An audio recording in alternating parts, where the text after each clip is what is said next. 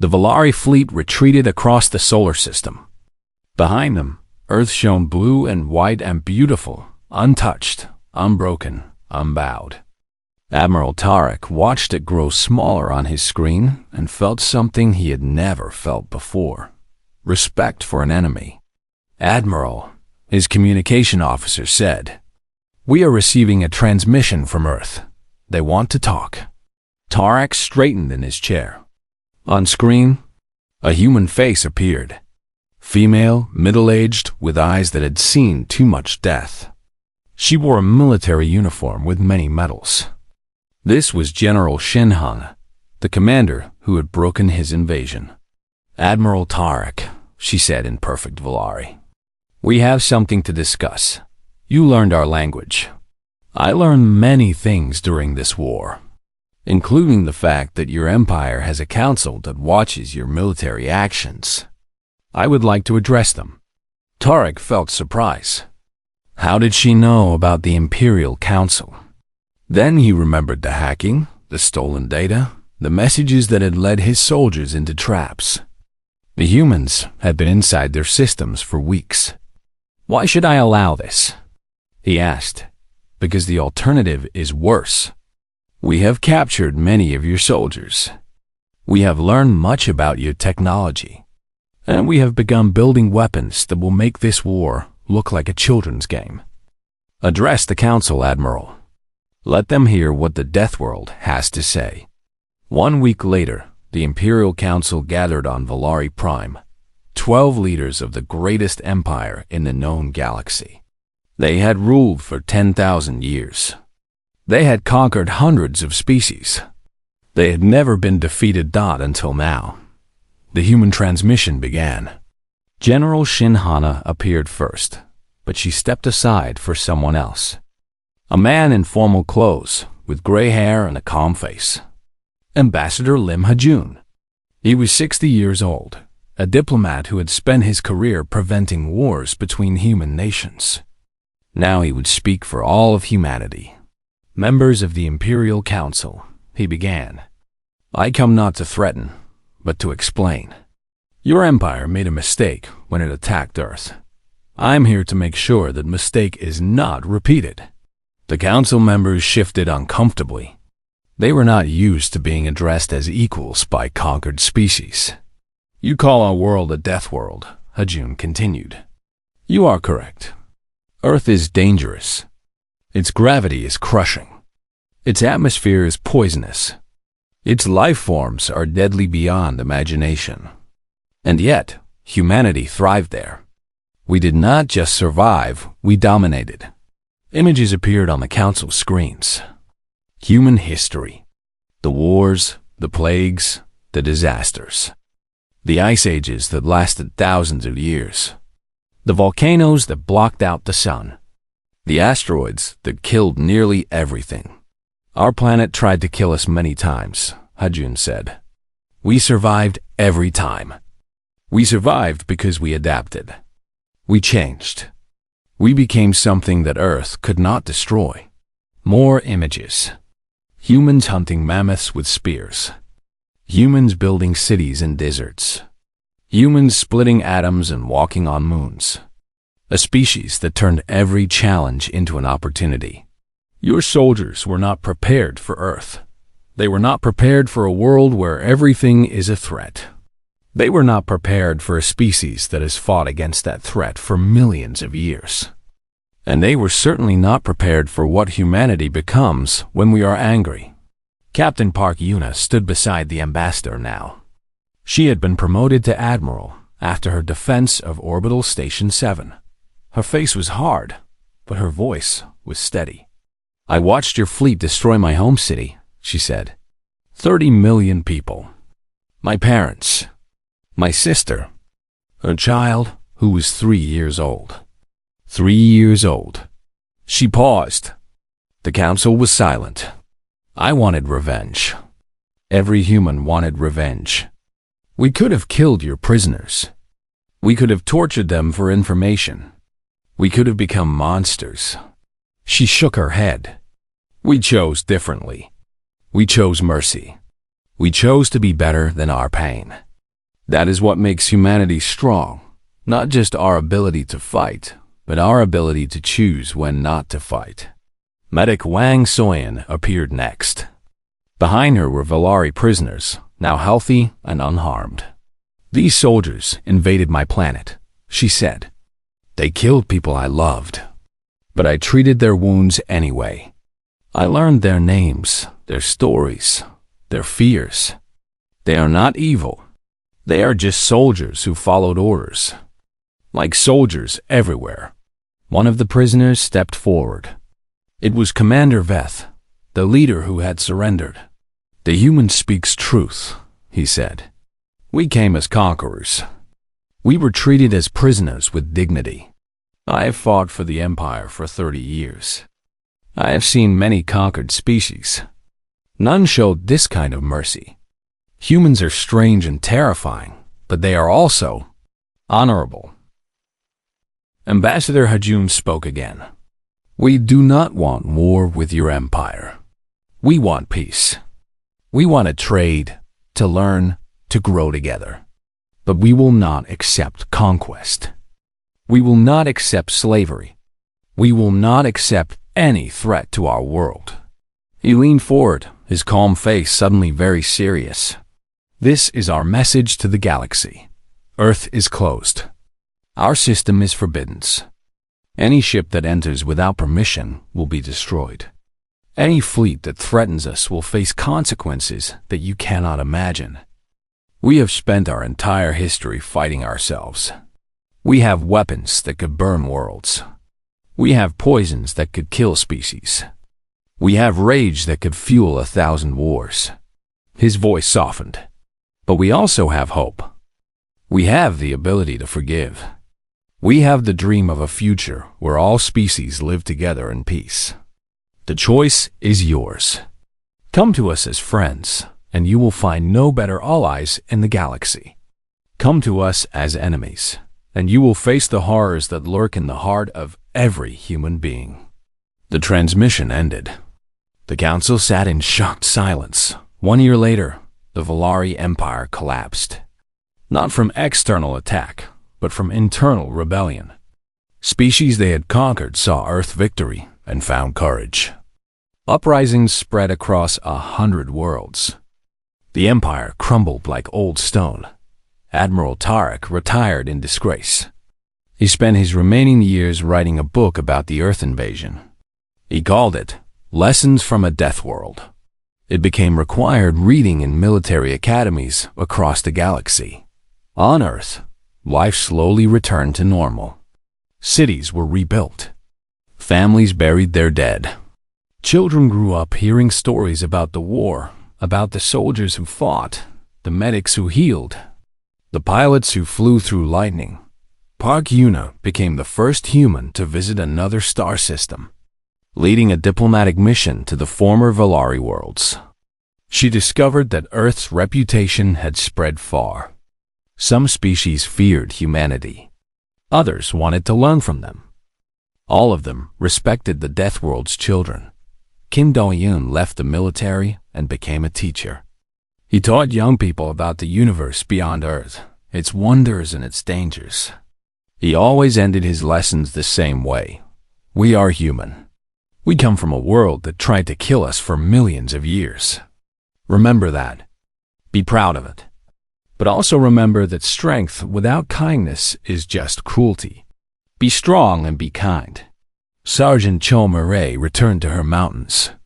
She married a fellow soldier and raised 3 children in a small village where the air was clean and the stars were bright. Sometimes she told them stories about the war, about hiding in caves and hunting aliens through forests, about fear and courage and the power of never giving up. Private Lee Taising became a farmer, like his grandfather before him. He grew rice in fields that Valari soldiers had once marched through. Sometimes he found old alien equipment in the mud-broken weapons, torn suits, forgotten tools. He donated them to museums so future generations would remember .engineer. Oh Junho started a technology company that reverse-engineered Valari devices. Within 5 years, humanity had faster-than-light communication. Within 10, they had the beginning of a starship program. The secrets stolen during the war became gifts to the future. Medic Wang Soyan continued her work with alien patients. When diplomatic relations opened with other species, she became the first human doctor to work in a galactic hospital. She learned to treat 100 different life forms. But she never forgot the Valari prisoners who had first taught her that enemies could become friends. And Commander Nojisu. Nobody knew what happened to her. Some said she joined a secret organization protecting Earth from new threats. Some said she retired to a quiet island.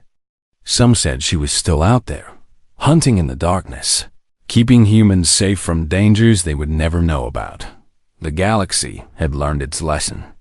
Earth was not a world to conquer. It was a world to respect. The Deathworld's children had proven themselves worthy of the stars. And somewhere deep in human hearts, the old instincts remained. The persistence, the adaptation, the refusal to surrender. If the galaxy ever forgot its lesson, humanity would be ready to teach it again. The stars were no longer quiet. They were filled with whispers about the strange species from the third planet of an unremarkable sun. The species that smiled in the face of death. The species that showed mercy to enemies. The species that had turned a world of horrors into a home. They called themselves human. And the galaxy would never be the same. The rains came on the third day. They fell from the sky like a gray curtain that never ended. Water poured down mountains and filled rivers until they burst their banks. The sound was like thunder that never stopped. Ground Commander Shinhana stood at the entrance of her underground bunker and watched the storm. She was smiling. The Valari had chosen the worst possible time to invade Korea. Monsoon season would be their enemy now. Report from the front lines, her aide said. The Valari forward base is flooding. Their vehicles are stuck in the mud. Hannah nodded. And their soldiers? Struggling, Commander. Our scouts say many are sick. Their suits cannot handle the rain. The rain on Earth was not like rain on other worlds. It carried chemicals from the atmosphere, acids formed by pollution and natural processes. To humans, it was just rain. To the Valari, it was poison. Their suits had tiny holes where the seams met. The rain found every hole. It touched their skin and burned like fire. Valari soldier Korth stumbled through the mud. His forearms could not keep him balanced. His boots sank deep with every step. The rain had been falling for 2 days, and he had not slept. Every time he closed his eyes, he heard sounds in the darkness. Strange sounds. Hungry sounds. Commander, Korth called into his radio. I need extraction. My suit is compromised. The water is... He screamed as pain shot through his leg. Looking down, he saw something attached to his ankle.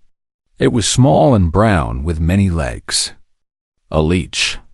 Just a common earth leech. But to Korth, it was a nightmare creature from the deepest pits of hell. He tried to pull it off. More pain. The creature's teeth were buried in his flesh. Blood mixed with rain and mud. Korth fell to his knees. In the trees around him, eyes watched. Small eyes. Many eyes. The forest was full of life, and all of it was hungry. Privately, Taezong moved through the forest without a sound. His grandfather had taught him to walk this way. Feel the ground with your feet. Avoid the twigs. Breathe slowly. Become part of the forest. The aliens could not do this. They crashed through the trees like wounded animals, leaving trails that even a child could follow. Taesung found a Valari patrol by following the sound of their suffering. 3 soldiers sat under a tree, trying to escape the rain. One was shaking badly. Another was scratching at his skin through his suit. The third was not moving at all. Mosquitoes, Taesung whispered. He could see the small bites covering the third soldier's face. Earth mosquitoes carried many diseases: malaria, dengue fever, yellow fever, diseases that humans had fought for thousands of years. The Valari had no immunity, no medicine, no hope. He raised his rifle and waited. The general had ordered them to watch and learn. Do not attack unless necessary. Let Earth do the killing. Tazim was happy to obey. Watching the invaders suffer was satisfying in a dark way. At the Valari forward base, things were falling apart. Commander Veth stood in the center of the camp and tried to maintain order. Half of his soldiers were sick. The other half were terrified. Something had attacked their supply tent during the night. They found claw marks on the metal. Claw marks that went through armor like paper.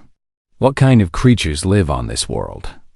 Veth demanded. His science officer pulled up data on his device. The planet has millions of predator species, Commander. Bears, tigers, wolves, snakes with poison that can kill in minutes, insects that eat flesh, plants that cause pain if touched. The list continues for many pages. Veth stared at the data. His home world had been conquered by the Valari 100 years ago. It was a peaceful world. The most dangerous animal was a small bird that sometimes bit fingers. He had never imagined a world like Earth, a world where everything tried to kill everything else, a world where even the smallest creatures were deadly. How do the humans survive here? He asked. They are adapted, Commander. They have evolved with these dangers for millions of years. Their bodies can fight diseases we cannot. Their skin can handle radiation that burns us. They can eat foods that would poison any other species in the galaxy. Sergeant Chomai led her team through the mountains. They moved at night, using paths that only locals knew. The Valari had sensors and scanners, but they could not see through the Earth. The caves and tunnels were invisible to their technology. Contact ahead, her scout reported. 20 Valari soldiers. They are setting up a communication tower. Myre studied the enemy through her binoculars. They looked tired and scared. Good. Scared enemies made mistakes.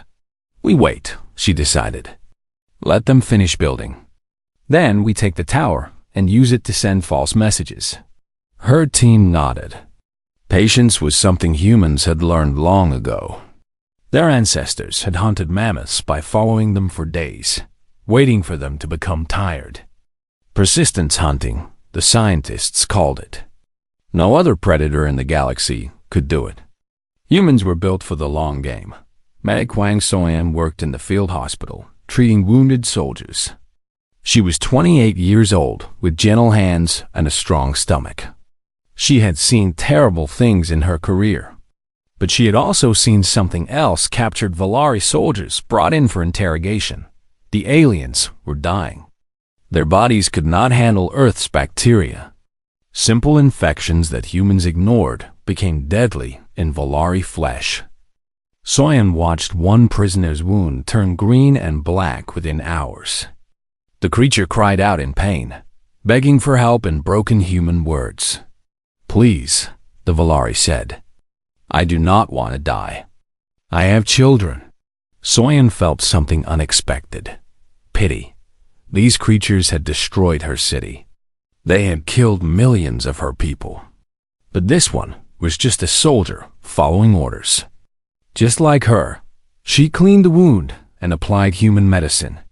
The Valari screamed human antibiotics were like acid to their cells. But slowly, the infection stopped spreading. The creature looked at her with wide, confused eyes. Why help me? It asked. Soyan did not know how to answer.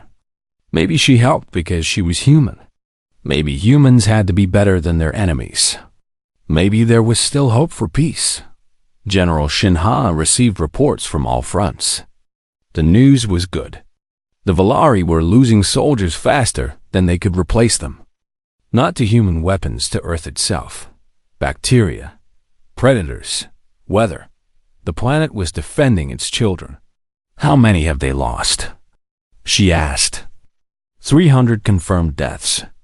Another 500 too sick to fight.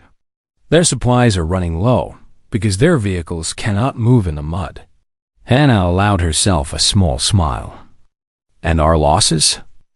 12 soldiers. 3 killed by enemy fire. 9 by accidents. The numbers told the story. For every human who died, the Valari lost 50. This was not war. This was extinction. Above the clouds, Admiral Tarek watched the situation with growing horror. His invasion force was dying, and humans had barely lifted a finger. What kind of world was this? What kind of monsters lived here? He had conquered 12 worlds in his career. Some had been easy. Others had been hard. But none had been like this. None had a planet that fought back. None had creatures that smiled while watching their enemies be eaten by their own world. The Admiral made a decision. If ground forces could not win, he would burn the planet from orbit. Let the humans hide in their caves. Let them think they were winning. When the fire fell from the sky, nothing would survive. He did not know that the humans had already planned for this. He did not know about the weapons hidden in deep bunkers. He did not know that humans had been preparing for war since before the Valari Empire existed. The Deathworld was awake. And it was just getting started. Admiral Tarek sat in his command chair and tried to understand what had gone wrong. His invasion force had started with 10,000 soldiers. 1 month later, only 3,000 remained. Most had not died in battle. They had died from sickness, from animals, from accidents in terrain they did not understand. Earth was killing them slowly, and the humans were helping it. "Show me the reports again," he ordered. His screen filled with numbers and images. Soldiers dead from bacterial infection. Soldiers dead from animal attacks. Soldiers dead from falls in rough terrain. Soldiers dead from eating local food that poisoned their stomachs. Soldiers who simply vanished in the night and were never found. "This is not a planet," Tarek whispered. "This is a weapon." On the ground, Major Kang Wujin led the first human counteroffensive. He was 41 years old, a career soldier who had spent 20 years preparing for a war he never thought would come. Now it was here, and he was ready. "Listen up," he told his troops. "The aliens think we are weak. They think we are primitive. Today, we show them what humans can do." His unit was called the Iron Tigers. 300 soldiers, all volunteers, all ready to die for their planet. They carried weapons that ranged from modern rifles to homemade explosives. What they lacked in technology, they made up for in anger. They attacked at dawn. The sun rose red and angry over the mountains. Wujin led the charge himself, running faster than any alien could match. Humans were persistent predators, built to run for hours without stopping. The Valari could sprint quickly, but they could not maintain speed. After 10 minutes, they were gasping. After 20, they were collapsing. "Push them!" Wujin shouted. "Do not let them rest." The battle lasted 6 hours. The Valari had better weapons, but the humans had better bodies. Human soldiers took wounds that would kill aliens and kept fighting. A bullet through the shoulder? Painful, but not deadly. A cut across the face? Just more reason to be angry. The human body could survive damage that seemed impossible. Private Lee Taesung fought alongside soldiers from 12 different countries. Language did not matter. Skin color did not matter. Only one thing mattered. They were all children of Earth. He watched a German soldier take a plasma blast to the chest. The man fell, then stood up again. The blast had burned through armor and skin, but missed the heart. The German picked up his rifle and kept shooting, blood running down his uniform. How? A captured Valari asked later. How did he survive that? Taesung shrugged. We are harder to kill than we look. Pilot Officer Moon Yeri flew her aircraft through a storm that would have grounded any Valari ship. Lightning crashed around her. Rain hammered her windshield. Winds tried to throw her in the mountains. She laughed and pushed her engines harder. "Control, this is Tiger 7, she called. "I have visual on enemy transport. Engaging." The Valari transport was trying to evacuate survivors from the ground battle. It flew slowly, fighting against Earth's gravity and weather. Yeri flew fast, using the storm as cover. She came from above, out of the lightning, and fired her missiles. The transport exploded.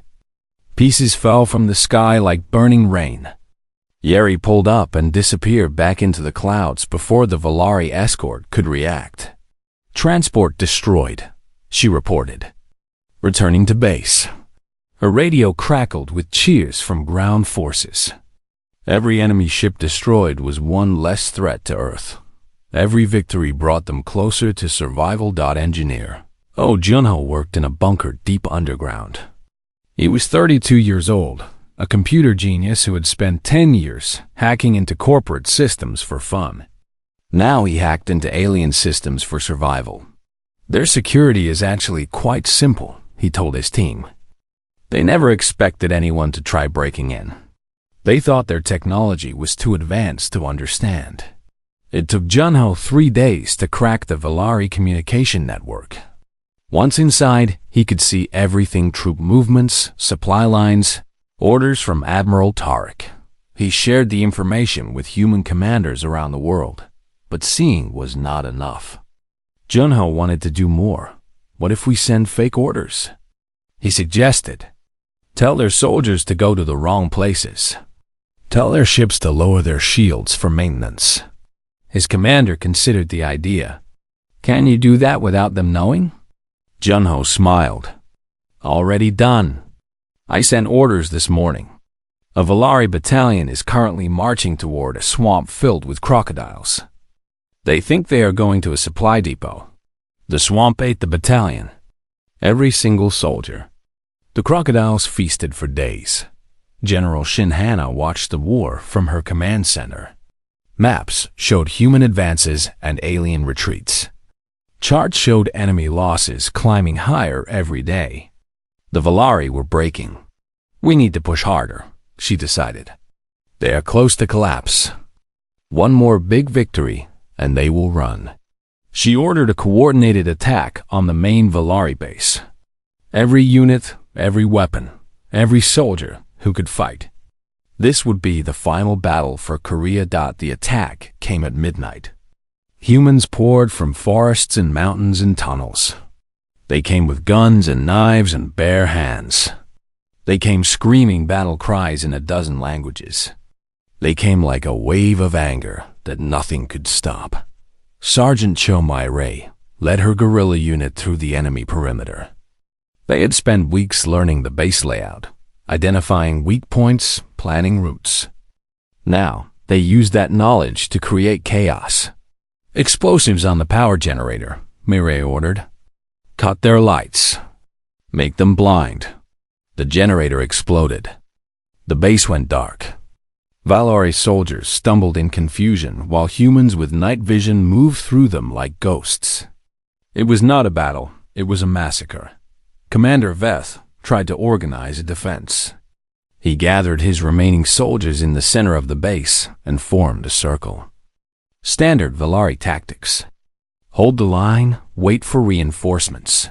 But reinforcements were not coming. Admiral Tarek had abandoned the ground forces. The ships were pulling back to safe distance. The soldiers were alone. "Surrender," Major Woojin called out in the Valari language. "Your fleet has left you. Your empire has abandoned you. Surrender, and you will live." Veth looked at his soldiers. They were exhausted, sick, and terrified. Many were injured. None had eaten properly in days. They had crossed the galaxy to conquer a primitive world, and now they were about to die on it. "We surrender," Veth said. His voice was heavy with shame. The battle was over. The humans had won. Medic Wang Soyan treated Valari prisoners through the night. There were hundreds of them, too many for the field hospitals to handle. She worked until her hands shook from exhaustion. "You should rest," a human soldier told her. "They need help," she said simply. The soldier shook his head. "They are enemies. They were enemies. Now they are prisoners. And prisoners deserve medical care." She continued working. Around her, other medics followed her example. Humans helping aliens. Kindness after battle. It confused the Valari prisoners. They had expected to be tortured, killed, eaten perhaps. Instead, they received food and medicine and blankets. Why? A Valari officer asked. "Why are you being kind? We destroyed your cities. We killed your people." Soyan looked at him with tired eyes. "Because we are human. Because mercy makes us different from monsters. Because maybe, if we show you who we really are, there might be peace someday." The officer had no response. He had never met a species that could be so violent in war and so gentle in peace. Humans were strange, terrifying, wonderful creatures. And he was beginning to understand why the galaxy should have left them alone. Admiral Tarek received news of the surrender. His last ground forces were gone. The invasion had failed. Earth remained unconquered. He looked at the blue planet on his screen one final time. He had come here, expecting glory. He would leave with shame. The Valari Empire had been humiliated by primitives on a death world. "Set course for home," he ordered. "We are done here." The Valari fleet began to move. The war was ending. But the consequences were just beginning. Night fell over the Korean mountains like a black blanket. The moon hid behind thick clouds. Stars disappeared. The darkness was so complete that a person could not see their own hand in front of their face. Commander No Jisoo loved the darkness. She was 37 years old, the leader of a special forces unit that did not officially exist.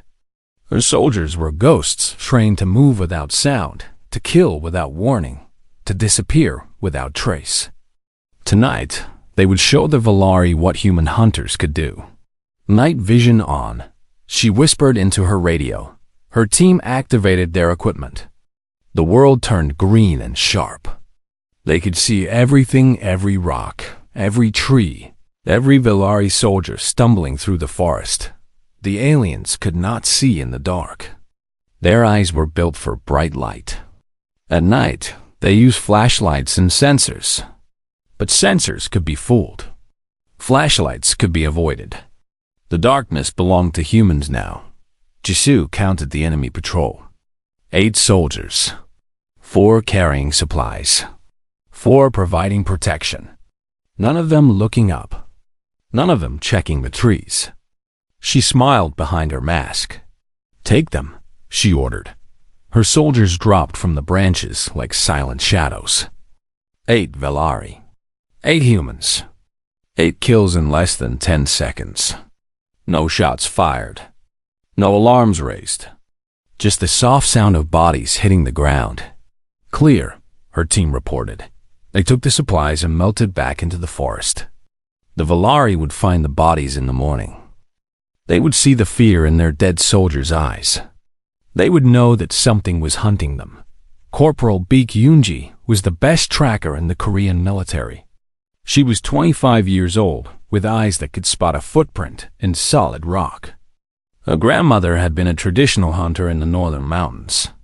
She had taught Yoonji to read the land like a book. 3 Valari came this way, Yoonji said, crouching next to a muddy trail. "One is injured, limping on the left side. They are moving toward the river." Her squad leader nodded. "How old are these tracks?" 2 hours. Maybe less. The rain is washing them away. They followed the trail through dense forest. Yoonji noticed things that others missed. A broken twig at shoulder-height Valari were tall. A strange smell in the air. Valari sweat had a chemical odor. Drops of blue blood on a leaf. The injured one was getting worse. They found the aliens at the riverbank. Two were trying to help the third across the water. The current was strong, swollen by monsoon rains. Humans knew these rivers. They knew the hidden rocks and sudden drops. The Valari did not. Yunji watched as the current swept the injured alien away. Its companions tried to save it but slipped on the wet stones. One went under and did not come back up. The last one crawled onto the bank, gasping and shaking. "Should we take it prisoner?" a soldier asked. Yunji shook her head. Wait, something was moving in the water. A long shape with cold eyes. The Korean rivers had crocodiles, not many, but enough. The creature burst from the water and grabbed the Valari soldier. One moment the alien was there. The next moment it was gone. Only bubbles remained. "The planet is hunting them," Yunji said quietly. "We just need to help it." At the main Valari base, Commander Veth was losing his mind. Every night, soldiers disappeared. Every morning, bodies appeared in strange places. Sometimes they found heads in trees. Sometimes they found equipment destroyed by animals. Sometimes they found nothing at all, just empty tents and blood on the ground. "How many did we lose last night?" he asked his aide. 14 confirmed. 23 missing. Veth slammed his fist on the table. "This is impossible. We have better weapons, better technology, better training. How are we losing to primitives?" His aide was quiet for a long moment. "Commander, I do not think we are losing to the humans. I think we are losing to the planet." Explain. "The humans know this world. Every rock, every river, every creature. They have lived here for millions of years. They know what is dangerous and what is safe. They know how to use the danger against their enemies. We are strangers here. We do not belong." Veth wanted to argue, but he could not. The aide was right. Earth was fighting back, and the Valari were losing. Medic Wan Soyun continued her work with captured aliens. Word had spread among the Valari prisoners. The human doctor showed mercy. More and more injured aliens surrendered instead of fighting to the death. They came with wounds and diseases that their own medicine could not treat. They came begging for help. Soyun treated them all. She learned their language. She learned their culture. She learned that they were not monsters. They were soldiers following orders, just like humans. Many had not wanted this war. Many had families waiting for them back home. "Why do you fight?" a Valari prisoner asked her one night. "Because you attacked us," Soyun answered. "You destroyed our cities, killed our families. What did you expect?" The prisoner looked down. "We expected you to surrender. Everyone surrenders to the Empire. No one fights back. Then you do not know humans." Outside, something howled in the night. The prisoner flinched. Soyun did not move. She knew that sound. Wolves. A pack hunting in the mountains. Nothing to fear for humans. Everything to fear for aliens. "What is that noise?" the prisoner asked, voice shaking. "Dogs," Soyun said with a small smile. "Very big dogs." The Valari's eyes went wide. "There are more of those creatures?" "We saw one in the south. It killed 3 soldiers before we could stop it." Soyun thought about that. One dog had killed 3 armed aliens. What would a pack of wolves do? What would a bear do? What about the tigers that lived in the deep forests? She almost felt sorry for the invaders. Almost. General Shinhana received a message from the orbiting Valari fleet. Admiral Tarek was getting desperate. His ground forces were being destroyed. He threatened to bomb Earth from orbit. "Let him try," Hana told her officers. "We've been preparing for this for 70 years. Deep under the mountains, silos opened. Missiles rose on their platforms. These were not ordinary missiles. They were designed during the Cold War to shoot down enemy satellites. Humanity had built them to fight each other. Now they would fight for all of Earth. Target the closest Valari ship, Hana ordered. Show them that the sky is not safe either. The missile launched. It flew faster than sound, faster than thought, straight up into the black sky. Admiral Tarek barely had time to shout a warning before it hit his cruiser. The ship exploded in a ball of fire that lit up the night. On the ground, humans watched the explosion. Private Li Taozhen saw it from his position in the forest. Sergeant Cho Mai saw it from her cave in the mountains. Commander No Jisu saw it from the shadows where she hunted aliens. They all smiled. The message was clear. Earth could strike back. Admiral Tarek stared at the burning wreckage of his ship. Fear crawled up his spine like a cold snake. This was not supposed to happen. Humans were supposed to be weak. Humans were supposed to surrender. But humans had shot down a warship with primitive weapons and clever thinking. Fall back, he ordered. All ships, fall back to the edge of the system. His officers looked at him with shock. The Valari Empire did not retreat. The Valari Empire did not fail. But Tarek was looking at the blue planet below, and he saw something that changed his mind. He saw a world full of nightmares. A world that created predators for fun. A world that had produced a species crazy enough to smile while fighting impossible odds. He saw a death world.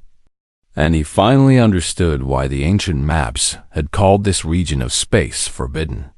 The hunters had become the hunted. The conquerors had become the prey.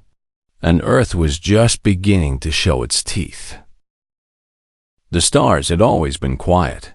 For thousands of years, the Valari Empire ruled over 200 worlds. They had conquered species after species. Some fought back. Most surrendered. None had ever won against the Valari war machine. Admiral Tarek stood on the bridge of his flagship and looked at the blue planet on his screen. Earth. The humans called it Earth. Such a small world, Tarek said to his officers. This will be easy. His fleet had 50 warships. Each ship carried thousands of soldiers. The Valari had studied humans for 10 years before deciding to invade. They knew about human cities, human governments, and human weapons. The weapons were primitive. The humans still used chemical explosives and simple nuclear devices. The Valari had energy shields and plasma cannons. This would not be a war. It would be a harvest. Captain Park Yuna sat in her command chair on Orbital Station 7. She was 34 years old, with short black hair and tired eyes. She had served in the Korean Space Defense Force for 12 years. Most of those years were boring. Watching empty space. Running training drills. Waiting for something that might never come. Today, something came. Captain, we have multiple contacts entering the solar system, her sensor officer reported. His name was Kim Do-yeon, a young lieutenant with nervous hands. Yuna leaned forward. How many? 50 ships, Captain. They are not responding to our signals. Yuna felt her heart beat faster. Humanity had always wondered if they were alone in the universe. Now they had their answer. She pressed a button on her chair. This is Captain Park Yuna of Orbital Station 7. Unknown vessels, please identify yourselves. The response came in perfect Korean. The aliens had learned human languages. Humans of Earth, we are the Valari Empire. Your world now belongs to us. Surrender immediately, and we will allow your species to live as our servants. Resist, and we will destroy you. Yuna looked at her crew. Some were scared. Some were angry. None of them moved. Station 7 to Valari Fleet, Yuna said slowly. Earth does not surrender. Leave our system or face the consequences. Admiral Tarek laughed when he heard the response. Such brave words from such weak creatures. He had expected this. New species always tried to resist at first. They needed to learn their place. Target their largest cities, Tarek ordered. 3 should be enough to break their spirit. The Volari ships fired. Beams of plasma crossed millions of kilometers in seconds. Seoul, New York, and Cairo disappeared in white light. 30 million humans died in less than a minute. On Orbital Station 7, Yuna watched her home city burn. Seoul. Her parents lived there. Her sister. Her nephew, who was only 3 years old. She felt something break inside her chest. Then something else filled the empty space. Something old. Something that humans had carried in their blood since they first picked up stones to fight lions on the African plains. All stations, Yuna said, her voice steady like ice. Begin Protocol Omega. Earth is at war. Across the planet, sirens screamed. People ran to shelters built during the Cold War. Governments that had argued for decades suddenly agreed on one thing. Humanity would fight. Every nation activated their emergency plans. Hidden weapons came out of mountains. Secret bunkers opened their doors. The sleeping giant was awake. Lieutenant Kim Do-yoon watched the destruction from his station. He was 26 years old. He had joined the military to pay for his education. He never thought he would see real combat. Now he watched cities burn, and he felt something strange. Not fear. Not sadness. Anger. Pure, hot anger that filled his whole body. Captain, he said, I am picking up Volari landing ships. They are heading for the Korean peninsula. Yuna nodded. They want to establish a ground base. Contact General Shin. Tell her the enemy is coming. On the ground, General Shin Hana received the message. She was 52 years old, a veteran of 3 wars. She had fought in the Middle East, in Africa, and in the South China Sea. She had seen death many times, but she had never seen anything like this. The aliens have made their first mistake, she told her officers. They think destroying cities will make us surrender. They do not understand humans.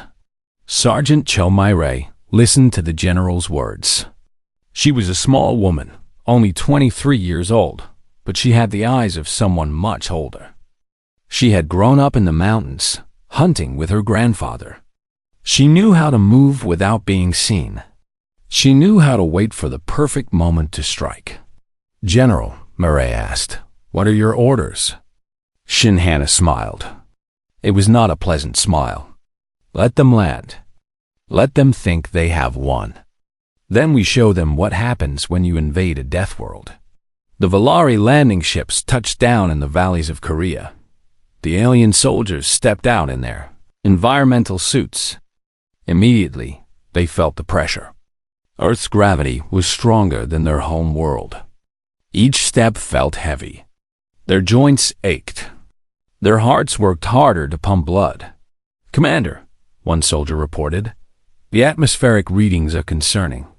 Oxygen levels are too high. There are unknown particles in the air. The Volari commander dismissed the concern. We have suits. We are protected. But the suits could not protect them from everything.